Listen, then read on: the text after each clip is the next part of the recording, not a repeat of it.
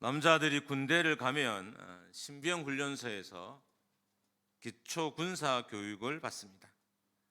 군대 이야기 되게 지겹죠. 그래서 축구 이야기는 안 하려고요. 군대에서 축구한 이야기가 가장 지겨워서 축구 이야기까지는 안 가고 군대 이야기에서만 마치겠습니다. 훈련을 받다가 보면 훈련이 되게 많아요. 요즘은 이제 코로나 때문에 훈련을 많이 하지도 않고 없어진 훈련도 많더라고요.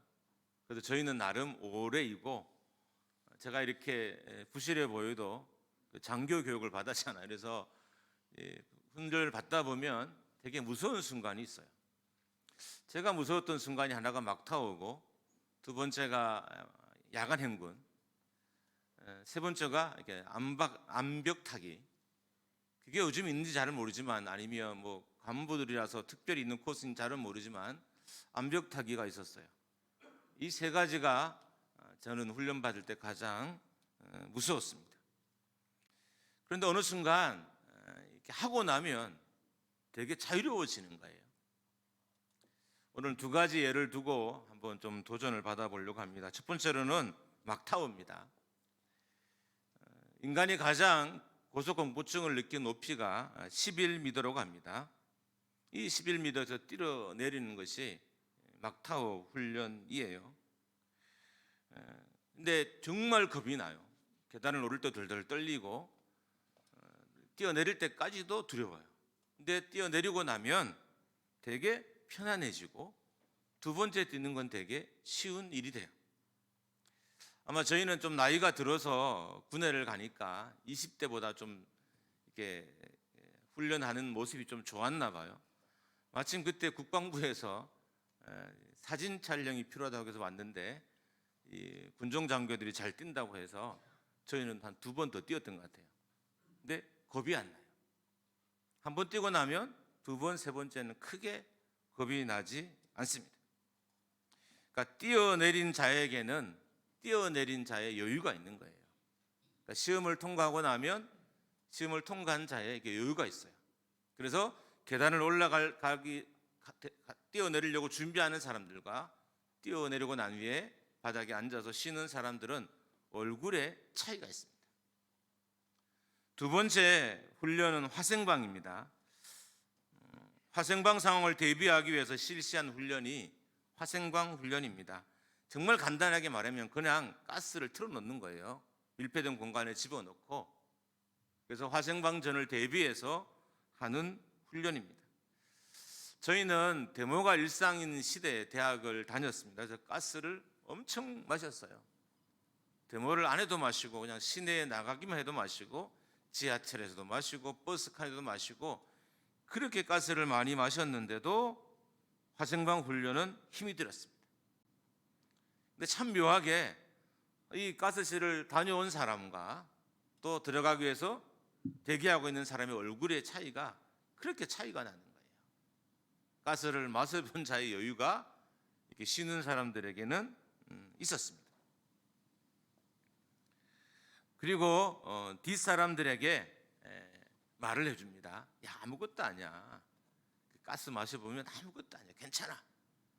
근데 처음은 안 그랬거든요. 통과하고 나서 여유가 생긴 거죠. 지난번에 체벌 이야기를 잠깐 했었습니다. 그때를 생각하면 왜 그렇게 때리려고 했는지, 그리고 맞을 짓을 왜 했는지, 그리고 왜 때려야 됐는지는 잘 모르지만 정말 엄청나게 맞았습니다. 선생님도 줄을 세워놓고 때리고 선배들도 줄을 세워놓고 때리고. 참 신기한 것은 맞고 나면 여유가 생겨요. 맞은 게 자랑은 아니잖아요. 근데 뒤에 맞는 아이들을 위해서 정보를 알려줘요. 야, 어떻게 하면 덜 아파. 그렇게 하고 맞아봐 라고 정보를 알려줍니다. 이상하게 체벌인데도 맞은 자에게는 여유가 생깁니다. 여러분, 신앙생활도 정말 불편한 것이 있어요. 교회를 다녔는데 계속 마음에 남아서 나를 괴롭히는, 긴장하게 만드는, 또 불편하게 하는 것들이 있습니다. 통과하지 않으면 계속해서 불편하고 거림직한 것들이 있습니다. 아무리 오랜 신앙생활을 해도 통과하지 않으면 우리를 불편하게 하는 것이 있어요. 사람에 따라 다르지만 저는 그것을 두 가지로 한번 분류해 봤어요. 첫 번째로는 헌금. 헌금 중에 11조. 예전에 어떤 목회자가 이 헌금을 아까 제가 말했던 신병 군사훈련 때 뛰어내리는 막타워 훈련에 비교해서 설교하는 것을 들은 적이 있었습니다. 11조 하는 게 정말 힘들지만 하고 나면 자유가 생긴다는 거예요. 11조를 통과한 자의 여유가 그 삶에 생기고 다시는 동일한 문제로 고민하거나 걱정하거나 염려하는 일이 없게 되는 거예요. 11조를 통과하지 못하면 계속해서 찝찝하고 불편하고 괴로워요. 그래서 교회 설교를 할 때마다 헌금 설교가 조금씩 나오잖아요. 저도 안 한다고 하지만 새벽이나 아니면 어쩔 수 없이 조금씩은 헌금 설교를 하게 됩니다. 그때마다 불편한 거예요. 그러니까 목회자와 관계도 불편해지고 누군가가 나의 비밀을 다 아는 것 같아서 또 불편해지고 계속 불편하게 하는 것이 11조입니다. 11조 때문에 부부가 싸우기도 하고 심지어 교회를 옮기기도 하고요. 어떤 사람들은 가난한 성도가 되기도 합니다. 반기독교적인 사상을 가진 사람들은 교회의 재원인 11조를 공격해서 교회를 무너뜨리려고 합니다. 어떻든 이랬든 저랬든 간에 통과하고 나면 통과한 자의 여유가 생깁니다. 두 번째로 신앙생활하면 우리를 불편하게 하는 것입니다. 전도입니다. 성도에 들으면 가장 불편한 단어 중에 하나가 전도일 거예요. 해야 하는지 알지만 어렵고 잘 알고 있는데 또 강조하면 마음이 불편하고 그리고 해야 되는지 알면도 못하면 또 마음이 답답하고 이게 전도라는 과정이에요. 너무 잘 알아요. 전도는 지상 명령이라는 것도 알고 교회의 사명이라는 것도 알고 목장의 사명이라는 것도 알고 다 알아요. 그렇지만 계속 남아서 우리를 불편하게 하는 것이 전도입니다. 청소는 잘하겠는데 전도는 어려워요. 교사는 잘하겠는데 전도는 어려워요. 찬양 단원은 잘하겠는데 전도는 어려워요. 근데 통과하고 나면 통과한 자의 여유와 평안이 생기게 됩니다. 전도는 해야 하는지를 알지만 하기 싫은 것이 되기도 하고요. 강조하면 그 사람이 이상하게 보이게 하는 것도 전도예요. 제가 계속 전도를 강조하잖아요. 그러면 사람들은 저를 이상하게 봐요. 왜 목사님이 저렇게 전도를 강조할까? 그런데 한번 하고 나면 하고 난 자의 여유가 생기고요. 계속 하고 싶고 더 하고 싶게 되는 것이 결국 전도인 것입니다. 전도도 통과하지 못하면 계속 과제처럼 남아 있어요. 죽을 때도 어떤 분들은 그렇게 고백해요. 제가 전도를 너무 못해서 이 상태면 제가 천국 갈 수 있을까요? 전도 못하는 것과 천국은 상관없지만 어떻든 마음에 불편함이 평생 그를 괴롭혔던 거예요. 목사님, 제가 한 명도 전도하지 못했는데 이렇게 하면 천국 갈 수 있을까요? 전도하기 전까지는 불안해지고 염려도 되고 온갖 상상을 하게 됩니다. 그러다가 전도하면 그런 모든 나의 신앙을 방해하는 요소들이 완전히 달라지게 돼요. 전도를 가지고 길거리에 나가게 되고 한 영혼을 전도해서 교회를 초대하고 그 영혼을 양육하고 또 가르치고 섬기면서 영적인 엄청난 자유가 우리에게 주어지는 거예요. 그래서 전도를 많이 하는 교회에는 유난히 영적인 자유가 있어요.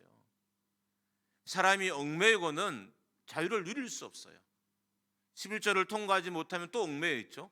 전도를 통과하지 못하면 또 얽매여 있죠. 용서하지 못해서 또 얽매여 있죠. 온갖 얽매이는 것들이 나의 신앙생활을 방해하고 괴롭히게 되는 것입니다. 막타워를 뛰어내리게 되면 고소공포증에 대한 자유가 주어지듯이 전도하는 것이 그런 신앙의 자유를 우리에게 선물해 줍니다. 전도를 하면 화생방 훈련을 마친 자의 여유와 평안이 주어집니다. 그런 전도를 강조하지 않는 교회는 없어요. 그래서 어디를 가든 전도에 대한 부담감은 다 가지게 됩니다. 그리고 이 부담을 벗어나는 유일한 길은 전도하는 길 외에는 없습니다. 이거 듣고 또 교회 옮긴 사람이 있을지 모르겠지만 어떤 목사님은 전도하지 않는 성도를 늙은 닭이라고 그래요. 정말 기분 나쁘죠. 근데 이런 표현을 듣고도 전도하지 못하는 게 우리 현실이기도 합니다. 이런 의미죠. 늙은 닭은 계란을 낳지 못하니까 쓸모가 없다는 거예요. 근데도 상처 안 받고 열심히 교회를 다니는 거 보면 참 신기하긴 하지만 어떻든 그렇게까지도 강조해도 전도하지 못하는 게 우리의 현실입니다. 세상에 이렇게 무시를 당하면 사람들이 그 일을 했을 거예요. 무엇이든. 근데 이렇게 교회에서 전도에 대해 강조를 하고 때로는 무시한 듯한 말을 해도 정작 전도의 현장에 서지 못하는 것이 우리의 영적인 현실이자 교회의 현실입니다. 생각해 보면 전도를 강조하는 측도 되게 측은하고요. 그럼 제가 얼마나 측은한가요? 여러분 잘 모르시면 제가 이렇게 오른쪽 이 뒷 어깨부터 해서 이 허리까지가 지금 너무 통증이 심해요. 근데 제가 굳이 뭘 잘못한 행동이 있다면 이제 아침 저녁으로 뭐 조금 뭔가 배워보려고 회화를 좀 배워보려고 이렇게 핸드폰을 들고 있어서 그 외에는 근데 그는 옛날도 했던 거기 때문에 내 몸에 그렇게 치명적인 어떤 아픔을 줄 수 없는데 어떻든 지난 주간 이 통증이 왔어요. 그래서 조금만 잘못 움직이면 고통이 좀 심해지기도 하고 앉거나 누워 있는 게 이렇게 불편한 거예요. 곰곰이 돌아보니 아마 전도에 대한 부담인 거죠. 어떻게 전도 설교를 잘할까? 증문식을 어떻게 하면 성도들이 동참할까? 왜 증문식에 참여하지 않는 사람은 왜 그럴까? 등등 온갖 생각이 저를 짓눌러요. 그러니까 전도는 강조하는 사람 측면에서도 되게 측은하고요. 또 전도하지 않는 측도 되게 또 끈질겨요. 죽으라고 하지 않잖아요. 평생 들었는데도 안 되는 게 전도이기도 합니다. 전도는 본질적으로 예수 그리스도의 명령에 순종하는 것이기 때문에 행복한 일입니다. 근데 이 행복을 우리가 잘 몰라요. 수없이 행복이라고 말하지만 실은 이 행복한 경험을 한 적이 많지는 않습니다.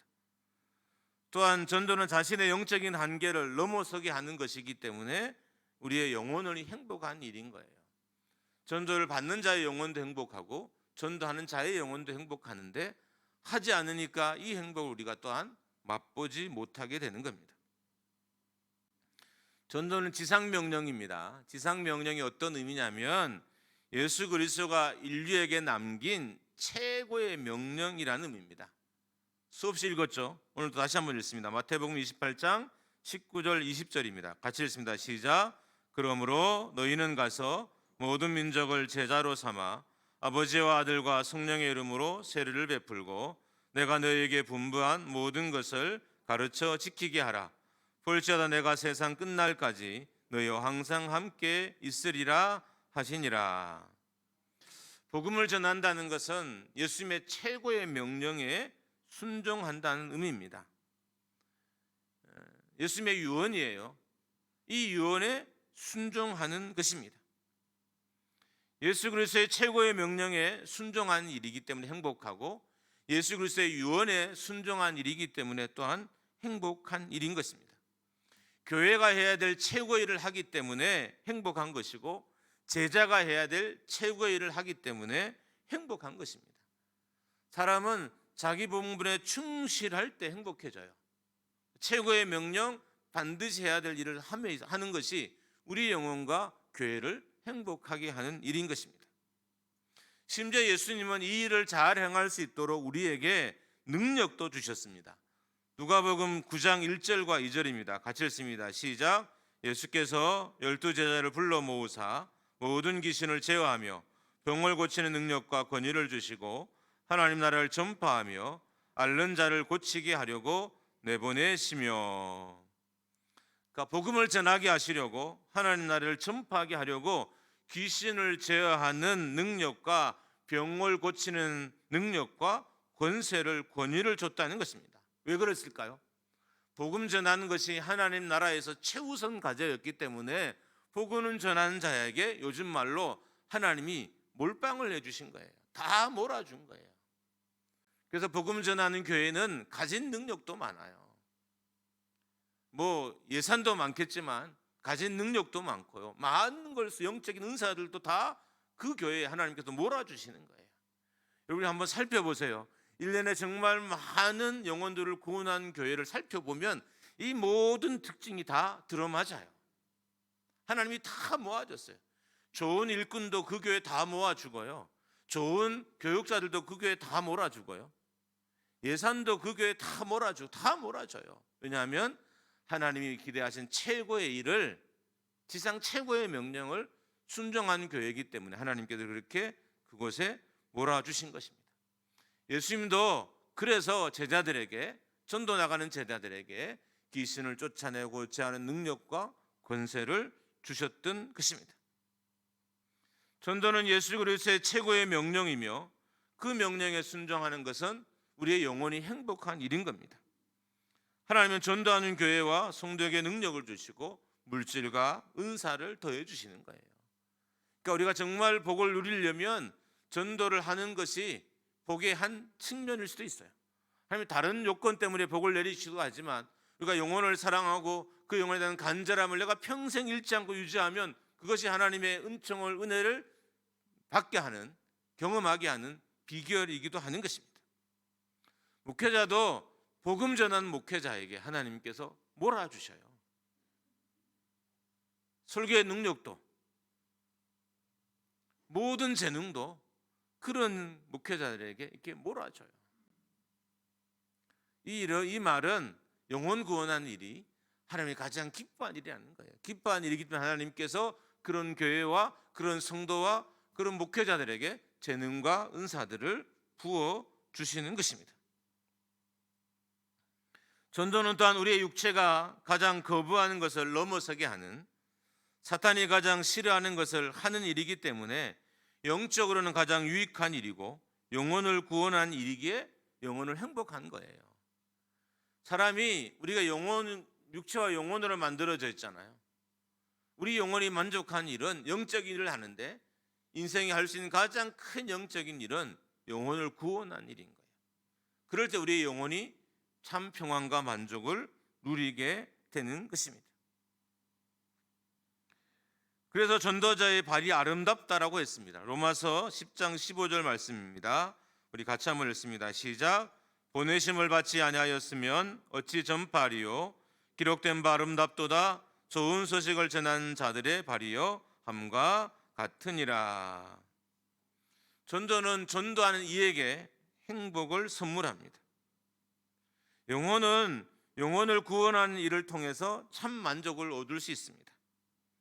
참는된 영혼의 만족은 영혼 구원에서 온다는 의미입니다. 바울은 빌립보서 4장에서 그간 전도한 사람들을 자신의 기쁨이요 자신의 면류관이라고 표현했어요. 자기가 전도한 영혼을 볼 때마다 기뻤고 그들이 자기의 면류관으로 여겼어요. 하나님 나라에 갔을 때 면류관처럼 그들이 보였던 거예요. 자랑거리였던 거죠. 그래서 그들을 볼 때마다 기뻐하고 행복했던 것입니다. 우리가 목장교회를 다니면서 내가 전도한 사람들이 이곳에서 자라고 성장하는 걸 보는 것은 정말 즐겁고 행복한 일이에요.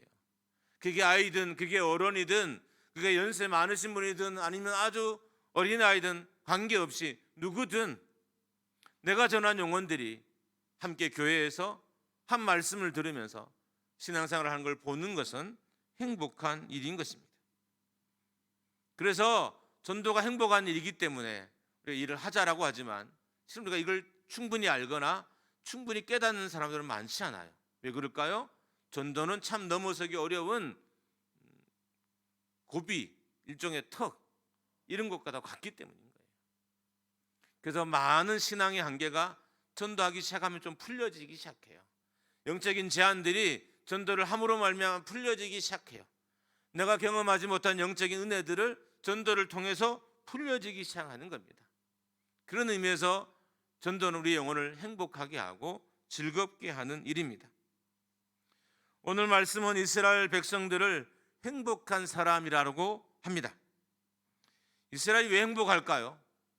오늘 말씀이 증가하는 이스라엘 백성이 행복한 이유는 하나님의 구원을 얻은 백성이기 때문입니다.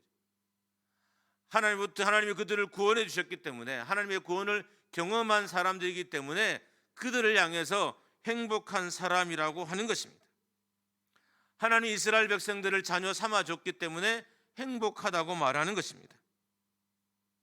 29절에 보면 하나님을 구원의 하나님으로 소개합니다.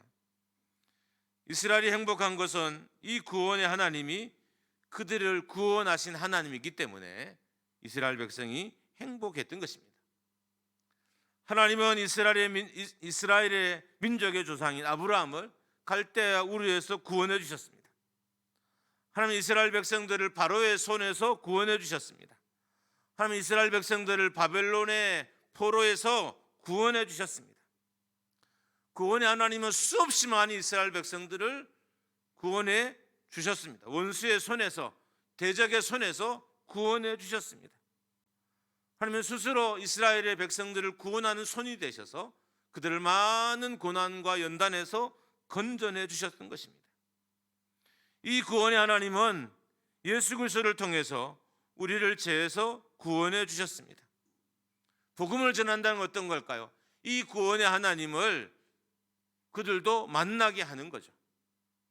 나를 어려울 때마다 구원해 주신 그 하나님을 내 친구와 내 이웃과 내 가정의 하나님이 되게 하는 것이 바로 전도인 것입니다. 나를 살려내신 하나님을 전하는 것이, 나를 구원하신 하나님을, 나를 회복시킨 하나님을 전하는 것이 전도의 핵심인 것입니다. 이 하나님을 아는 것, 이 하나님을 믿는 것이 인생에서 가장 행복한 일이기 때문에 이 하나님을 전하는 것인 겁니다. 이스라엘이 행복한 것은 구원의 하나님이 그들과 함께 하셨기 때문입니다. 이스라엘 백성, 이스라엘이란 이 나라에 얼마나 많은 풍파가 많았어요.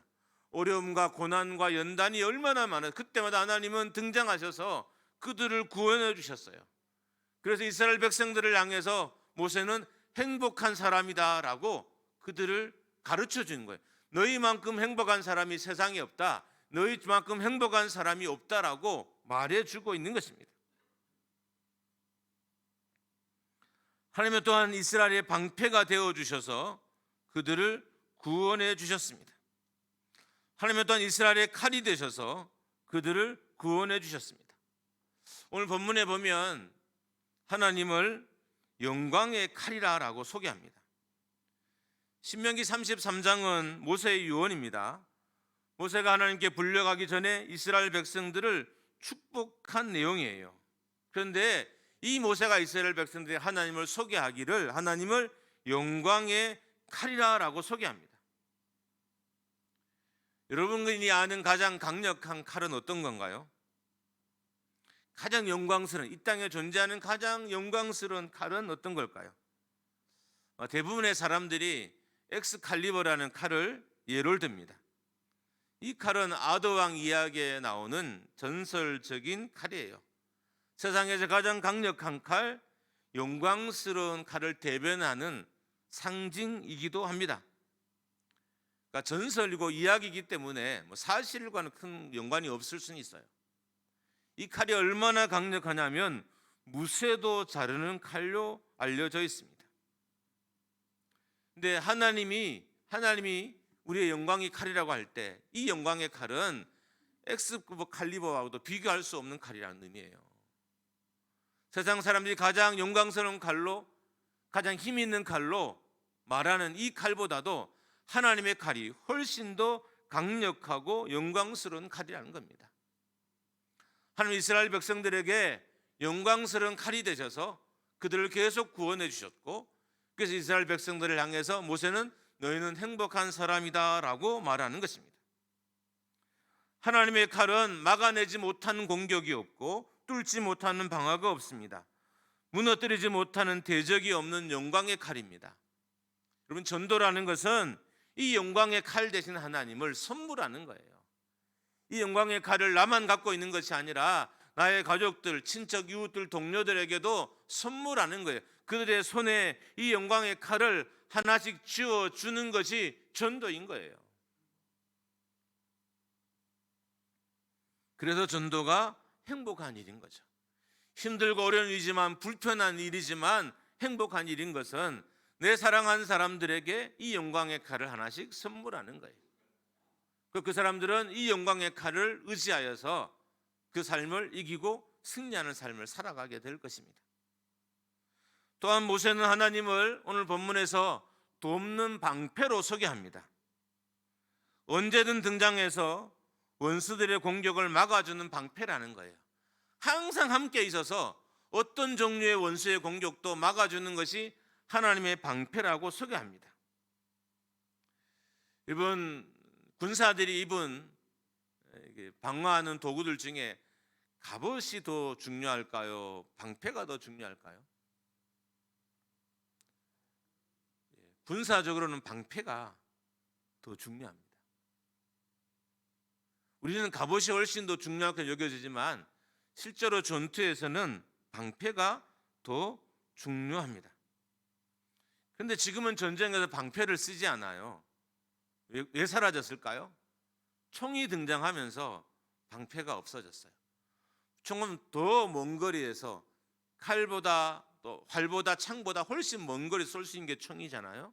이 총이 등장하면서 방패가 없어졌습니다. 만약에 모세가 총을 알았다면 하나님을 총으로 묘사했을 거예요. 모세의 요지는 이거예요. 가장 강력한 무기가, 공격의 무기도 하나님이고 방어의 무기도 하나님이라는 거예요. 그러니까 전도하는 것은 내가 사랑하는 사람들에게 방어의 무기도 하나 쥐어주고 그리고 공격의 무기도 하나 쥐어주는 것이, 손에 들리게 하는 것이 전도라는 거예요. 그래서 어떤 어려움도 막아낼 수 있는 능력을 선물하는 것이 전도이기 때문에 우리가 복음을 전해야 한다는 것입니다. 모세의 요지는 하나님이 이스라엘의 방패가 되셔서 이스라엘을 구원하셨던 것입니다. 모세가 자랑하고 행복해하는 것은 하나님은 막지 못한 것이 없는 분이기 때문입니다. 모세의 인생에 있어서 하나님은 어떤 것도 뚫지 못한 것이 없는 분이고, 모세의 인생에서 하나님은 어떤 것도 막아내지 못하는 것이 없는 분이었어요. 그래서 영광의 칼로, 능력의 방패로 하나님을 소개하고 있는 것입니다. 하나님 외에 자랑할 것이 없다는 거예요. 모세가 이스라엘 백성들의 출애굽부터 광야의 삶을 함께 했잖아요. 따지고 보면 어쩌면 이스라엘에서 가장 위대한 지도자일 가능성이 높습니다. 비교해 봐도 다윗이라 하더라도 어쩌면 이 노예로부터 이 백성들을 구원해서 그리고 가나안 땅 들어갈 직전까지 인도하는 일이 모세보다는 탁월하지 못할 수도 있어요. 제가 보기에도 모세가 어떤 면에서는 가장 강력한 탁월한 지도자였습니다. 근데 그럼에도 불구하고 자기의 생애를 돌아보니까 하나님이 자기의 칼이 되어주고 방패가 되어줘서 있을 수 있었던 생애라는 거예요. 그래서 이 사실을 이스라엘 백성에게 알려주는 거예요. 너희는 정말 행복한 사람이다. 하나님이 너희의 칼이 되고 방패가 되어주셨기 때문에 너희는 정말 행복한 사람이다라고 소개하는 거예요. 전도는 이 행복을 전하는 것이 전도인 거예요. 하나님은 너희에게 어떤 상황에 너희 방패가 되어줄 것이고 어떤 상황에 너희 공격하는 칼이 되어줄 것이다라고 소개하는 것이 전도인 것입니다. 전도가 행복한 것은 이 하나님이 칼 되시는 것을 경험하게 하고, 전도가 행복한 하나님이 방패 되시는 것을 경험하게 하기 때문인 것입니다. 사람들이 행복하지 않은 이유를 아십니까? 요양원 입사자들을 대상으로 실험을 했습니다. 여러분이 알다시피 요양원은 정말 이렇게 무기력한 수밖에 없는 공간이잖아요. 그래서 이 무기력이 얼마큼 인생에게 해악이 되는지에 대한 조사를 시작했습니다. 그러니까 두 그룹으로 나누어 조사를 했는데, 첫 번째 그룹은 화분을 주고 이 화분을 키우라고. 그래서 조건은 누구의 도움도 받지 말고 이 화분을 혼자 키우십시오라는 전제를 줬어요. 화분을 줬어요. 근데 혼자 키워야 돼요. 두 번째 그룹은 화분을 주긴 줬어요. 그리고는 이 화분은 요양원의 직원들이 키울 거니까 신경 쓰지 않아도 됩니다라고 했습니다. 어떻게 됐을까요? 얼마 후 A그룹과 B그룹에 대해서 자신의 인생을 얼마나 만족하는지에 대한 설문을 조사했습니다. 그런데 화분 관리 같은 정말 사소한 일들을 직접 결정해서 움직이는 A그룹이 그냥 수동적인 B그룹보다 훨씬 더 만족도가 높았습니다. 더 놀라운 결과가 1년 후에 만들어졌습니다. A그룹의 본인 결정권을 가진 사람들의 사망률이 15%였다면 본인 결정권에 대한 결정권을 가지지 않는 사람들의 사망률은 30%였어요. 그러니까 수동적인 사람이 훨씬 더 사망률이 높았다는 것입니다. 이것을 자기 효능감이라 그래요. 내가 쓸모 있는 존재다, 내가 가치 있는 존재다는 것을 내가 느끼는 것. 이걸 느낄 때 인생에 대한 만족도와 실제적인 효과들이 훨씬 더 뛰어나다는 것입니다. 여러분, 우리 주변에는 행복하지 않는 사람들이 많아요. 정말 무기력하게 살아가는 사람들이 많아요. 자기 효능감을 가지고 인생을 적극적으로 개척한 사람들보다는 그렇지 않게 정말 힘들게 살아가는 사람들이 많습니다. 이들이 왜 행복하든지 않는지를 살펴보면 단순해요. 열등감, 상처, 비교의식, 수동적인 자세, 이런 것들이 사람들을 행복을 빼앗아가 버려요. 앞에 말했던 그 실험군처럼 자기가 주도적으로 화분을 키운 그룹과 화분을 키우지 않는 그룹의 사망률이나 만족감이 훨씬 더 차이가 나는 것처럼 세상에 많은 사람들이 이런 인생의 문제들에 치여서 재미없게 인생을 살아가요. 전도는 이런 사람들에게 복음을 전하는 것, 다시 자기 인생의 가치를 느끼고, 왜요? 우리가 어떤 사람이에요? 하나님의 자녀라는 신분의 상승을 주잖아요. 하나님께 기도할 수 있다는 마음의 평안과 안정을 주잖아요. 성령을 통해서 내 영혼이 솟게 되는 역사들을 선물하는 것이 전도인 거예요. 어쩌면 세상에 많은 사람들이 이 전도를 기다리고 있을 줄 몰라요. 열등감에 빠져서 평생을 괴롭게 사는 사람들이 복음을 듣기를 원하고 있을지 몰라요. 상처 때문에 평생 힘들게 사는 사람들이 예수님을 만나기를, 누가 예수 그리스도를 소개해 주기를 기다리고 있을지도 모릅니다. 비교의식, 무차이가 저는 비교의식이 정말 많아요. 생각해 봐도 많은 것 같아요. 좀 힘이 들 때가 많습니다. 원래 목회자 자체가 이 강단에서 많은 사람에게 노출된다는 것은 엄청나게 영적인 스트레스가 있어요. 마침 그 TV나 온라인에 노출되는 연예인들이나 이렇게 유명 인사들이, 인플루언서들이 그걸 막 견디지 못해 우울증이 걸리고 막 이렇게 죽고 자살한 일들이 빈번하게 일어나잖아요. 그러니까 그런 스트레스들이 목회자에게도 있어요. 저를 괴롭힌 건 비교 의식이에요. 유난히 이게 저를 괴롭혀요. 그래서 제가 정말 더 깊게, 더 온전하게 하나님을 만나고 싶은 이유 중에 하나가 이걸 이기고 싶은 거예요. 많이 이겼고 예전처럼 그런 모습은 아니지만 그래도 여전히 남아 있어서 나를 힘들게. 근데 예수 믿지 않는 사람들은 얼마나 이런 것들이 많이 그 영혼과 삶을 갉아먹고 있겠어요. 이들에게 벗어날 수 있는 기회를 주는 것이 전도인 것입니다. 여러분, 우리의 마음은 언제 행복할까요?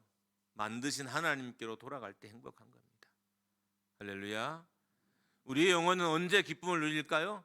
만드신 하나님께, 창조주께 돌아가야 다시 우리 영혼이 행복해지는 거예요. 전도는 창조주에게 피조물을 되돌리는 게 전도인 거죠.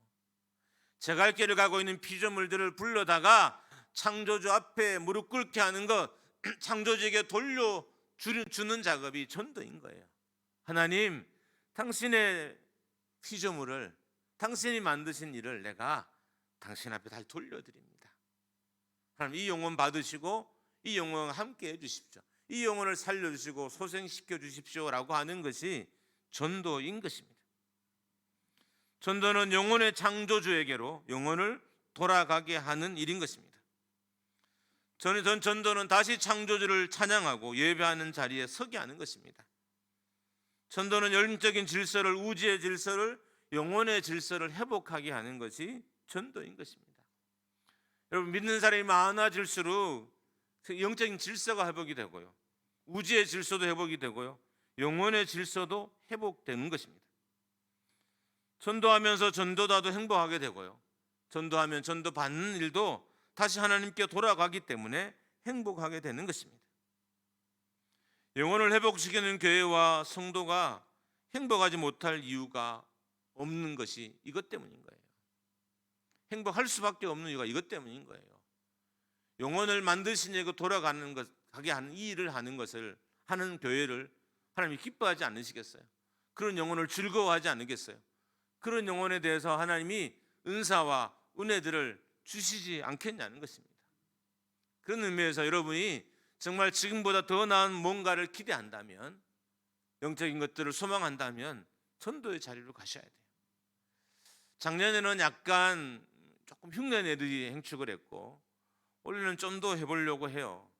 실제로 길거리 전도도 주일날 2번 다 나가서 구역을 다 정해주고 우리 가장들이 모시고 전도를 하는 시간도 가지려고 합니다. 길거리 음악회도 준비하고 있습니다. 준비해서 이 형곡 송정에 있는 많은 사람들을 모아서 간접적으로 또다시 복음을 전하는 일들을 어떻든 끊임없이 한 2달 기간 동안 해보려고 준비 중에 있습니다. 여러분이 참여하지 않아도 여러분 갈 거고요, 할 거고요, 여러분이 불평해도 할 거예요. 근데 이왕이면 기쁘게 일을 했으면 좋겠어요. 저도 즐겁게 달려갈 테니까 여러분도 즐겁게 따라와 주셔서 영적 구원의 역사들이 이 재단에 많이 베풀어지기를 주님의 이름으로 축원합니다.